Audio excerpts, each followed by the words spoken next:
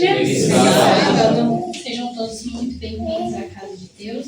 Amém. Que o Espírito Santo esteja aqui no nosso meio neste momento. Amém? Amém. Vamos fazer uma oração para falarmos com Deus. Querido Deus, amado Pai, graças te damos, Senhor, porque o Senhor nos permitiu estar na tua santa casa neste sábado abençoado, Senhor. Muito obrigado por Senhor trouxe cada um de nós em paz e segurança. E juntos neste momento, Senhor, vamos estudar um pouco da tua palavra. A tua palavra vai ser aberta e pedimos para que o nosso coração também, os nossos corações também sejam abertos neste momento para receber a tua vontade, Senhor. O que o Senhor quer falar conosco. Nós pedimos do teu Espírito Santo que eu não venha falar de mim mesmo neste momento, Senhor, mas que eu seja usada neste momento para falar de ti. Amém. Esteja aqui conosco, em nome de Jesus. Amém. Amém. Bom, irmãos, feliz sábado novamente, né? Estou muito feliz de estar aqui na igreja.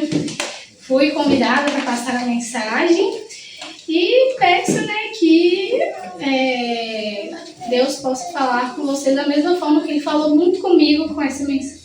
Amém. Ó, o tema da mensagem, eu peço já perdão se eu ficar lendo aqui às vezes, né? Mas porque eu tenho um roteiro, eu quero passar tudo que Deus me passou também, primeiramente, né? O tema é o seguinte: quem ocupa o trono do seu coração? Esse é o tema de hoje. E existe uma pergunta que eu gostaria que cada um respondesse para si mesmo, não precisa, né, obviamente, falar em voz alta. Mas se você visse um relatório da sua semana, não aquilo que você diz acreditar, mas é aquilo que você ocupou o seu tempo, você gastou tempo com aquilo, aquilo fez moldar os seus pensamentos, e aqueles pensamentos ocuparam sua mente várias vezes durante essa semana. Aquilo que mais influenciou as suas decisões, aquilo que você procurou quando você estava ansioso, solitário, triste, sozinho. Esse relatório, ele diria que quem ou o que é o seu Deus. Talvez essa resposta ela possa nos surpreender, né? Porque quando a gente pensa, o tema hoje a gente vai trazer muito de idolatria. Quando a gente pensa em idolatria, a nossa mente normalmente, né, geralmente ela já vai viajando para o quê? Para uma imagem, né, esculpida, algo em formato vivo, assim, pedras, templos antigos. Às vezes a gente já imagina logo no quê? Nos povos antigos, no povo, né, do Antigo Testamento. E nós muitas vezes pensamos que a idolatria ela é algo que está muito distante da nossa realidade hoje. A gente joga isso muito para o Antigo Testamento e pensa, hoje em dia não tem isso mais. Mas e se eu dissesse que é possível estar dentro da igreja, guardar o sábado, vir aqui louvar, cantar hinos aqui na frente e mesmo assim ter outro Deus ocupando o seu coração? A idolatria, ela não mudou de aparência. Ela mudou de aparência, mas ela não mudou a essência dela. A essência dela continua sendo a mesma. E hoje, dificilmente, a gente vai ver uma estátua, né? Não que ainda não tenha, mas dificilmente a gente vai ver uma estátua para adorarmos. Mas ela pode estar dentro do seu bolso, ela pode estar no seu celular, ou ser o seu celular. Ela pode ser um vício, um hábito e até mesmo um prazer, um relacionamento que a gente não desapega dele. Pode ser uma forma de idolatria. Mas o ponto central hoje antes de existir um pecado, existe um altar dentro do meu e dentro do seu coração. E a gente precisa examinar isso. Vamos abrir as nossas Bíblias em Êxodo, no capítulo 20. Que é bem famoso, né? Entre nós, adventistas. A gente já costuma falar. O que fala em Êxodo 20? Os 10 mandamentos, exatamente. Hoje a gente vai abrir alguns versículos, então assim, fiquem atentos, não vamos cochilar, não vamos dormir, para a gente ficar atento nos versículos que nós vamos abrir. Êxodo capítulo 20, no versículo 3, principalmente agora que a gente vai começar. Amém? Amém. Está escrito então assim: não terá outros deuses além de mim, na minha versão, né? Ou diante de mim. O que é um Deus, irmãos? Podem, se alguém quiser arriscar, o que é um Deus? Um ídolo. Sim, pode ser também. Algo Que é que toma, prioridade na vida. Exatamente. algo que toma muito tempo da vida da gente. Que você deposita confiança. Sim, Algo que adoramos. exatamente. Essa é uma das chaves na nossa mensagem hoje. Olha só, gente. Em Patriarcas e Profetas, no capítulo 27, Ellen White responde isso, prestem muita atenção. Lá fala assim, ó: o que quer que acariciemos que tenda a diminuir o nosso amor para com Deus ou se incompatibilize com o culto a Ele devido, disso fazemos um Deus.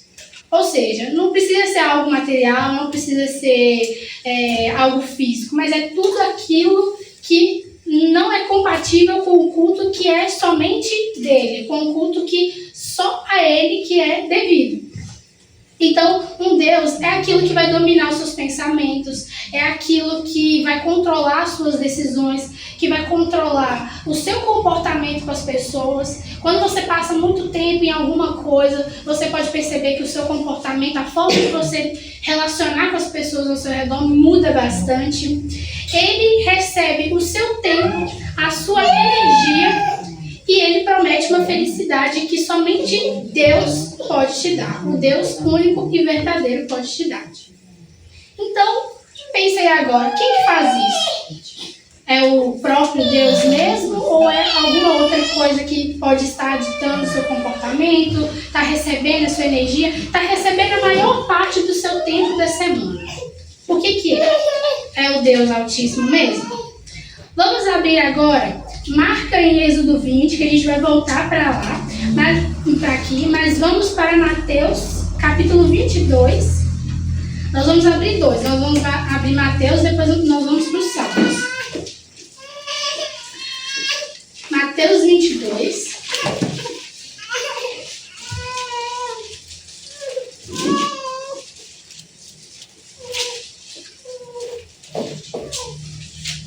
Versículo 37.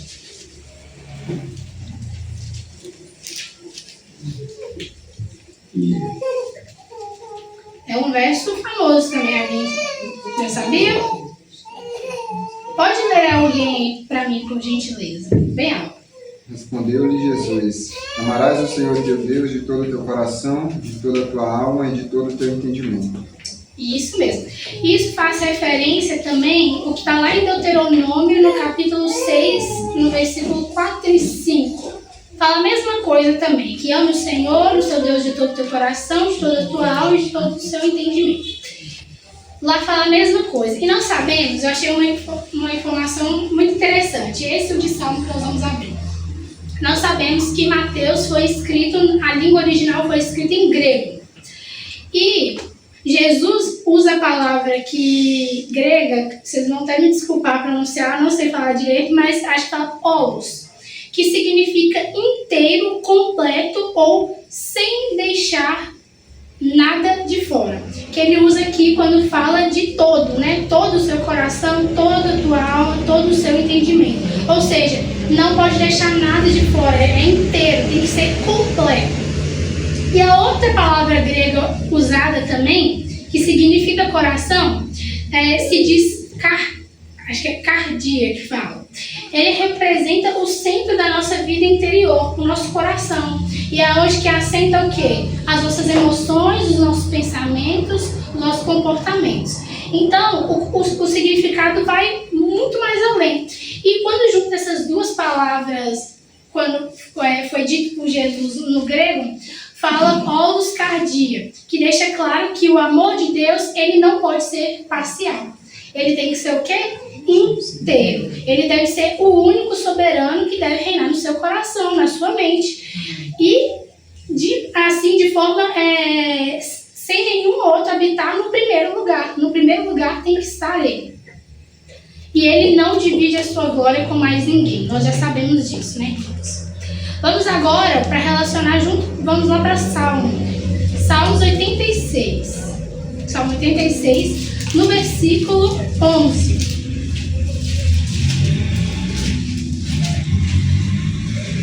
Salmo 86, 11.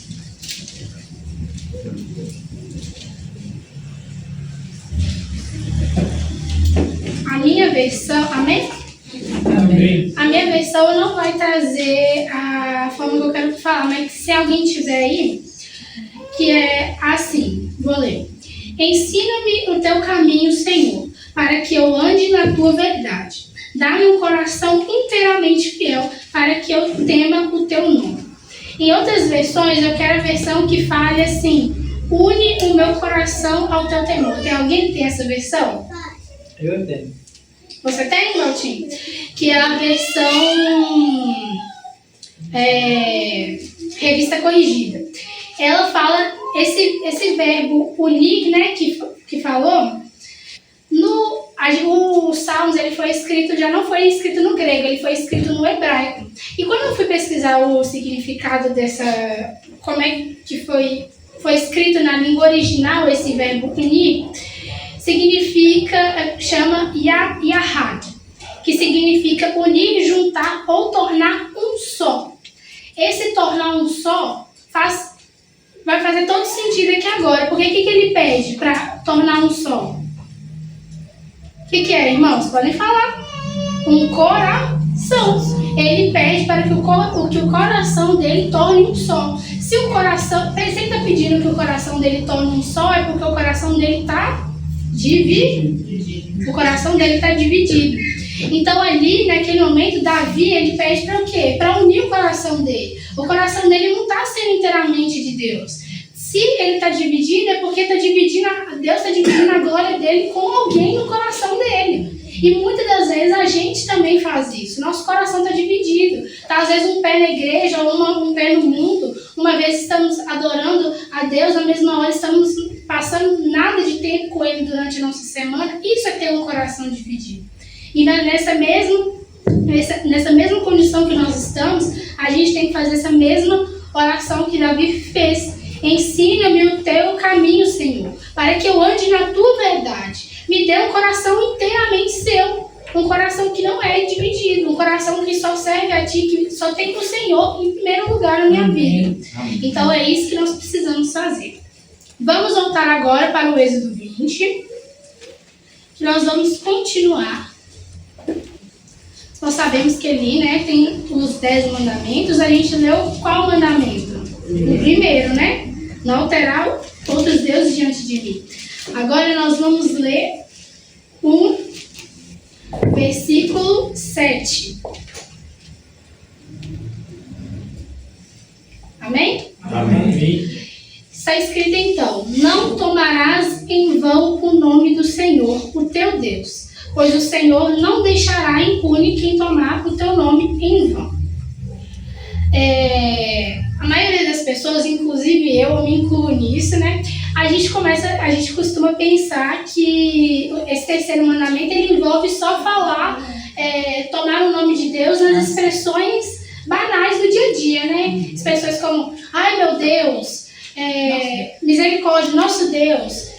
Não está correto também da gente ficar usando, porque é um nome santo, é um nome puro e a gente às vezes usa em conversas frívolas que não cabe a gente tomar o nome de Deus dessa forma.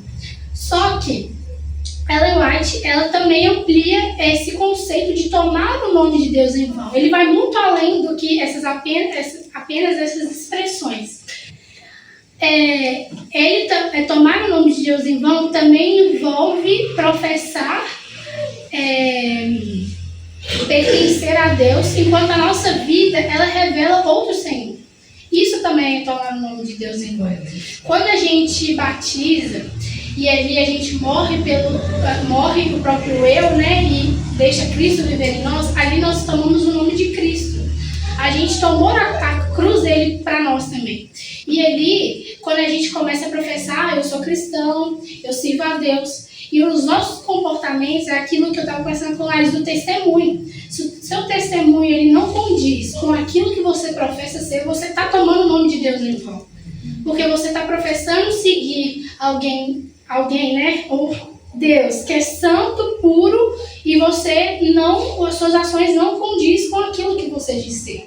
Isso é tomar o nome de Deus em vão. Então, igual eu falei aqui, cantar, vestir a camisa no ministério, estar aqui, guardar o sábado, isso nos ajuda, né, na nossa caminhada cristã, mas isso não é tudo, irmãos. E isso também não pode dizer que, não pode revelar que isso é a gente cristão de verdade, não é só por fazer essas coisas. E agora eu peço que prestem bem atenção, vamos acordar aí, daqui a pouco está na hora do almoço. Ainda em Patriarcas e Profetas, olha o que se diz. Eu achei esse texto muito, muito forte e a gente tem que prestar muita atenção nisso. Lá diz o seguinte, Ellen White diz: este mandamento não somente proíbe os falsos juramentos e juras comuns, mas veda-nos o uso do nome de Deus de maneira leviana ou descuidada, sem atentar para a sua terrível significação. Pela precipitada menção de Deus na conversação comum, pelos apelos a Ele feitos em assuntos triviais e pela frequente e impensada repetição de seu nome, nós o desonramos. Isso é muito forte, irmãos. Quem não ficou abalado com isso aí, misericórdia. Porque quando a gente toma o nome de Deus e em conversas frívolas, em maneira impensada de usar o nome de Deus, a gente está o desonrando. E isso é muito sério, porque isso envergonha o nome de Deus. Então, a gente tem que tomar muito cuidado com as nossas ações, com o que a gente fala, com o que a gente faz pelas outras pessoas, porque isso, antes de mostrar a nós mesmos, a gente tomou o nome de Deus e a gente tem que cuidar da forma que nós levamos esse nome para as outras pessoas. E tudo isso que eu falei aqui agora, irmãos, eu quero que esse seja a chave aqui agora, para que vocês entendam que isso tudo gira em torno de adoração. Quem que foi, vou reformular, a idolatria ela começou logo com imagens? Quem foi o primeiro idólatra? O povo lá de Israel que fez o bezerro de ouro, não foi? Não, foi Eva. imagem. Acho que foi. Se a gente olhar para Eva, já começa lá, e teve Caim que ofereceu a oferta errada, né? O primeiro foi Satanás. Tá aí. O primeiro idólatra foi o próprio Lúcifer. Vamos abrir lá em Isaías? Isaías 14. Isaías 14.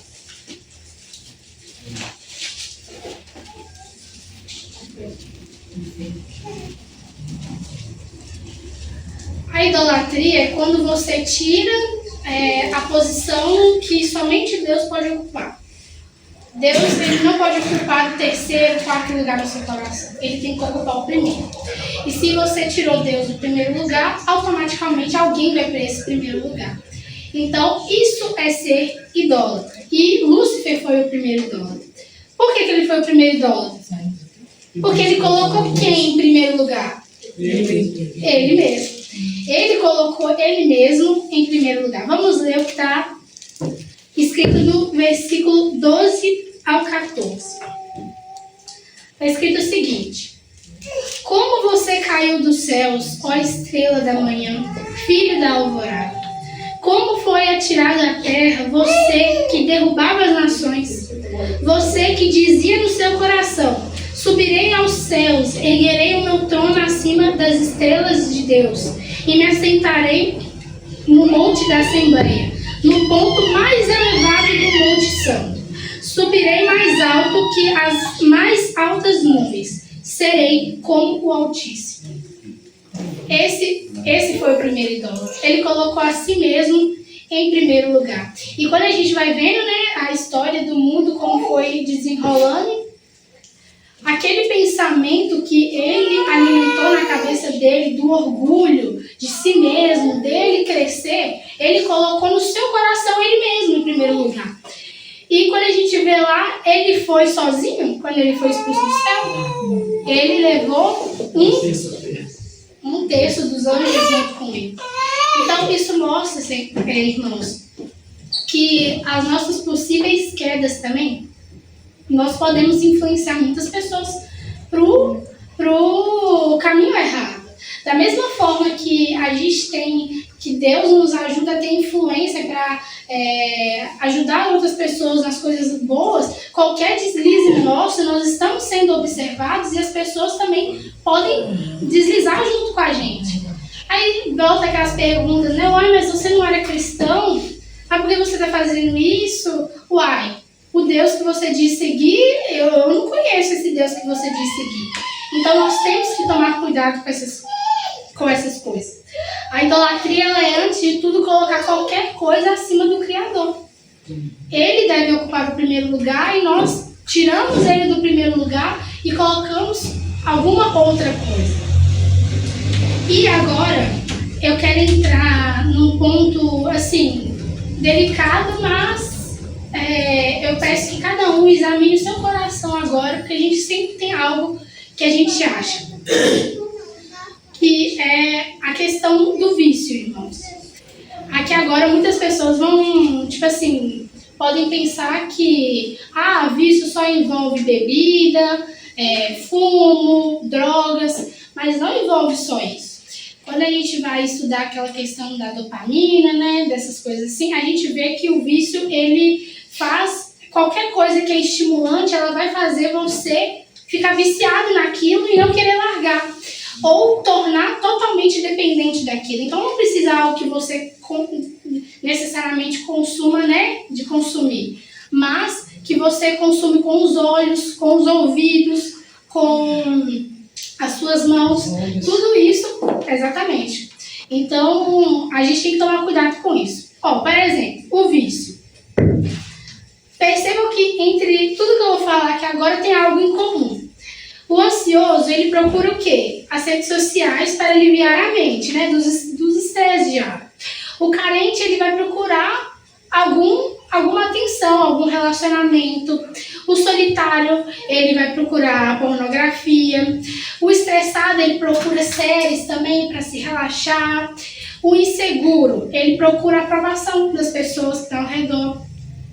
E o consumista, né, acho que muitas pessoas já ouviram, ele vai procurar o quê? Compras. Comprar. Então, o que tem em comum entre todos esses? Eles estão procurando uma coisa só. Eles estão procurando saciar uma necessidade que aquelas coisas vão saciar. Aquilo ali vai suprir. Momentaneamente, a gente não pode falar que não, né? Momentaneamente, aquilo vai suprir, sim. Só que aquilo ali vai escancarar uma falta profunda que está dentro do seu coração. E que não vai suprir com nenhuma dessas coisas que a pessoa procurou. Vai suprir num relacionamento profundo e íntimo com Deus. No estudo da palavra, na oração, no jejum, igual a gente estava falando na lição hoje, no serviço, ao servir as outras pessoas. Você começa a tirar o foco de si e Deus vai suprir o seu coração. Amém. Então a primeira pessoa usa, depois ela gosta, depois ela precisa daquilo e ela não consegue viver mais sem. E aquilo depois vai começar a fazer o que com ela? A mandar nela. Aquilo ali vai ditar todo o comportamento que ela tem. Então aquilo ali vai escravizar a pessoa de uma forma que ela não conseguirá sair daquilo ali com tanta facilidade. E eu quero que vocês prestem atenção, porque eu estou seguindo uma linha aqui que vai chegar a um ponto que não é só, aqui não quero vir falar de vícios e de idolatria somente, mas é porque a gente tem que atentar aos novos vícios da realidade, da nossa atualidade, da idolatria que pode estar presente hoje na nossa realidade. E todo vício, tem uma frase, né, que eu vi que é assim: todo vício é uma tentativa humana de preencher uma necessidade divina. A gente quer preencher algo que com alguma coisa que só Deus pode preencher aquilo, só Ele pode necessitar o seu coração. E eu achei que em Mensagens aos Jovens também, na página 127, Ellen White falou repetidas vezes assim, a seguinte frase, até parafraseando, não é bem essas palavras, que qualquer hábito que enfraqueça o domínio próprio fortalece Satanás. E o vício, ele tira o domínio próprio da gente. Você começa a não ter força mais sozinho para sair daquilo.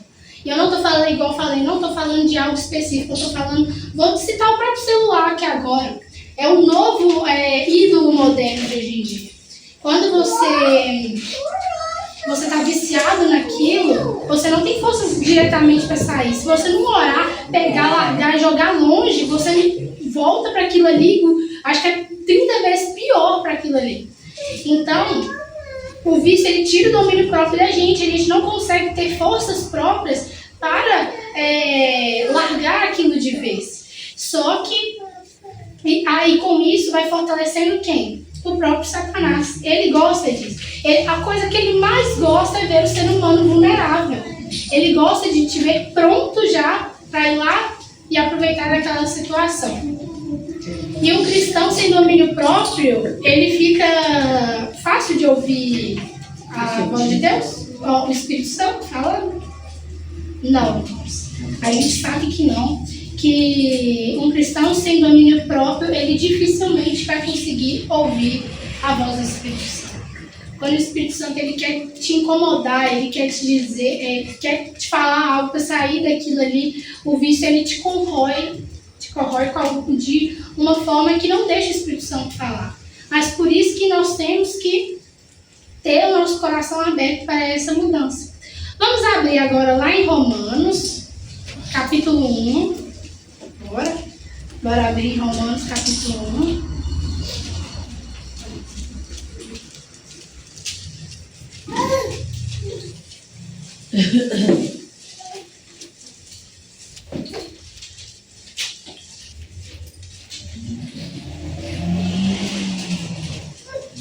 Romanos 1, 25.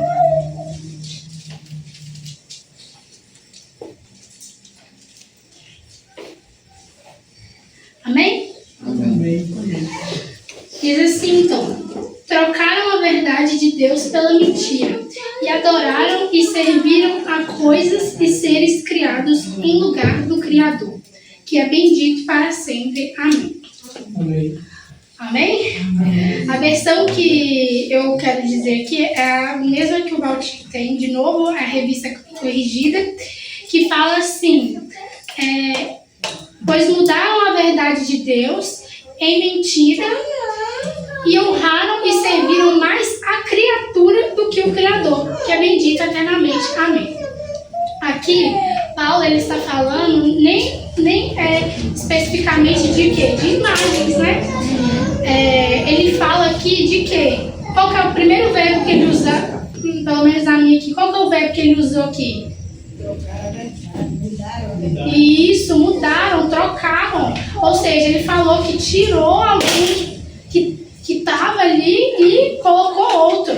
E trocaram a verdade de Deus pela mentira e adoraram e serviram as coisas e a seres criados. Tirou a posição de Deus,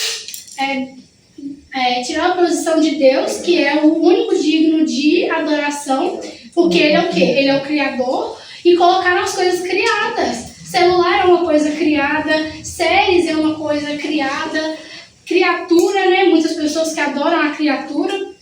Então, aqui Paulo está querendo dizer que é isso, a idolatria ela é uma troca também. Quando você tira, pensa aqui, ó, primeiro, segundo, terceiro lugar no seu coração. Se Deus está aqui e ele não está mais, automaticamente alguém vai para o primeiro também. Não vai ficar ali vago. Você vai, automaticamente no seu coração você já muda exatamente, de posição de estado. Então, eu quero trazer uma pergunta aqui. Por que nós adoramos a Deus? Por que só Ele tem que ser adorado? Exatamente. Falou tudo, exatamente isso. Por que nós adoramos? Porque só Ele tem que habitar, né? Quando a gente vem com esse discurso de que adora a Deus somente a Ele. Por quê? Porque só Ele. Porque Ele é exatamente por isso, porque Ele é o Criador. Nós temos que entender a nossa posição de criatura. Nós fomos seres criados e Ele é o Criador. Ele não criou somente nós, mas com todo o universo, e por isso somente Ele é digno de toda glória, de todo louvor, de toda adoração. Isso é tirando o fato de todo o amor envolvido no plano da salvação para redimir a gente. Então, nós adoramos Ele, primeiro porque Ele é Criador, e as demais coisas em agradecimento a tudo porque Ele fez por nós. Então, esse é o motivo que nós adoramos a Ele, porque nós não somos nada, e Ele é simplesmente tudo, né? Exatamente isso. Então, voltando àquela pergunta lá do início, se Deus então olhasse hoje para a sua agenda, Ele concluiria que quem é o seu Senhor? Quem é o Senhor da sua vida? É Ele mesmo? É Ele o Criador? Ou é as outras coisas que a gente vai deixando a nossa rotina consumir e a gente vai passando mais tempo com aquilo do que com o Deus que nos criou? São horas no Instagram, eu falo primeiramente para mim, irmãos. São horas no Instagram, às vezes não é nem tanto, mas vamos trazer horas no trabalho, horas e horas nos inúmeros afazeres que nós temos em casa, que quando fica em casa mais serviço vai aparecendo, e quando a gente vê, não passamos nem 5 minutos orando, nem 10 minutos lendo a Bíblia. E isso demonstra quem é o nosso Senhor. De alguma forma, isso mostra quem é o nosso Senhor. Se Ele é o Deus, o Senhor da nossa vida, a gente tem sim tempo para passar com Ele. Mas nós temos que escolher. A pessoa ou algo, né, que recebe a sua maior atenção, o seu maior tempo, a sua maior dedicação, isso é o seu Deus. Isso é o seu Senhor. Então, cabe a nós examinar. E eu quero ler um trecho que eu achei muito interessante do livro Instituição da Religião Cristã, de João Calvino, né? Para quem sabe, João Calvino foi um reformador e ele escreveu vários livros também, e nesse livro, não lembro qual é o volume, mas tem vários volumes. Nesse volume, ele diz o seguinte, prestem bastante atenção. A mente do homem é, por assim dizer, uma fábrica perpétua de ídolos.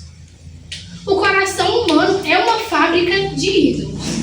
Cada um de nós é, desde o ventre materno, esperto em inventar ídolos. Aqui a gente já viu qual que é a nossa natureza como ser humano, como pecador, não é mesmo? E aqui entra um ponto muito interessante que nós temos que reconhecer essa inclinação nossa. Ele afirmou aqui, não que ele seja alguém tão grande para afirmar, mas a afirmação dele foi muito interessante.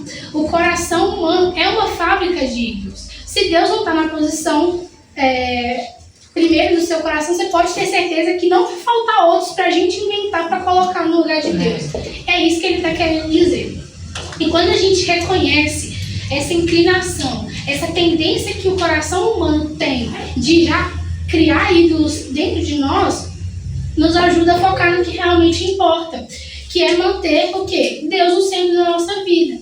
Quando a gente reconhece que a gente tem essa inclinação de colocar outras coisas no lugar de Deus, a gente precisa mais ainda pedir força para que Ele seja o centro e que a gente não tire Ele da posição que Ele tem que ficar para colocar outras coisas mundanas. É disso que a gente precisa. A verdadeira liberdade, ela só é alcançada quando o nosso coração encontra seu descanso em Deus. Que é o único que é digno de quê? De devoção, da nossa devoção completa. Ele é o único que é digno disso. Então, nós somos criaturas que fomos feitas para o quê? Adorar. Nós fomos feitos assim, nós somos criados assim. Nós adoramos alguma coisa de alguma forma. Isso é um fato. Então, quando nós não adoramos ao Criador que nos criou, pode ter certeza que tem alguma outra coisa que você está adorando. E é isso que a gente precisa examinar na nossa vida hoje. Para encerrar, irmãos, eu convido os irmãos a abrir em Josué, no capítulo 24. No capítulo 24.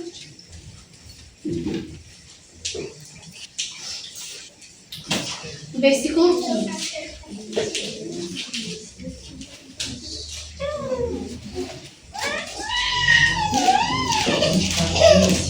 Isso.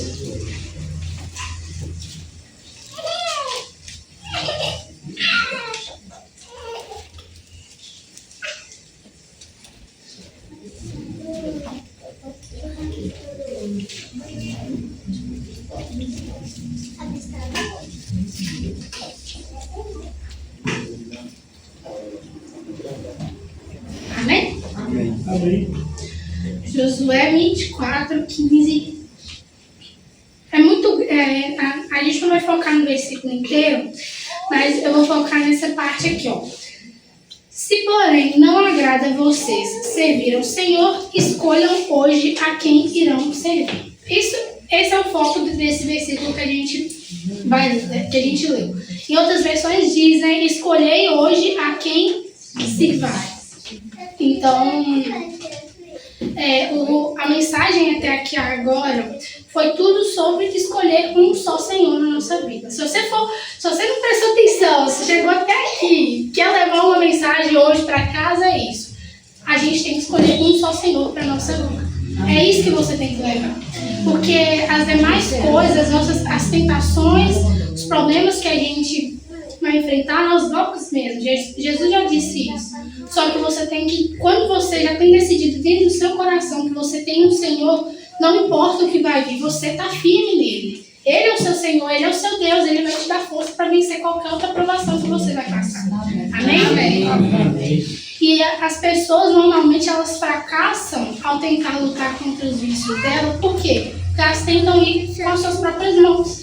Elas tentam lutar com aquilo ali com a própria força. E a nossa força não é nada, né? A gente não tem força, a verdade é essa. A gente só tem quando a gente pede pelo Espírito Santo e Deus nos dá poder para vencer aquilo. Então, se você tem um vício, um hábito ruim, pode ser um hábito ruim, uma luta que você tem enfrentado, não lute com suas próprias mãos. Você não vai ter força para vencer se você lutar com suas próprias mãos. Abre o seu coração a Deus, fale com Ele tudo que tenha ocupado o primeiro lugar no seu coração, que não seja Ele, e pede para que Ele reine novamente, para que Ele tome a posição que só Ele pode estar no seu coração. Amém. E a Bíblia, ela revela que primeiro nós temos que restaurar o que então? A nossa adoração. Então, quando Cristo voltar a ser o centro da sua vida, o Espírito Santo começa a desalojar aqueles outros ídolos que estavam. Só para encerrar, irmãos, eu quero ressaltar aqui a ideia também de que o vício, nem todo vício ele existe porque a pessoa escolheu aquilo conscientemente. Lá em João 8, versículo 34, diz assim: Jesus respondeu: digo a vocês a verdade. Todo aquele que vive pecando é escravo do pecado. Então o pecado ele escraviza a gente. Ele quer que cada vez mais você fique preso naquilo e você não tenha forças nenhuma para sair dali. Mas Jesus, ele restaura as nossas forças, ele cura as nossas feridas emocionais e ele está pronto para nos dar poder para vencer, né? Como ele diz. Então, se quisermos ver Jesus voltar, se quisermos realmente ser participantes, né, da volta dele, a gente precisa dedicar o nosso tempo, a nossa adoração a Ele, toda a nossa rotina a Ele. Amém? Amém. Então vamos orar neste momento. Quem puder, vamos ficar de joelho.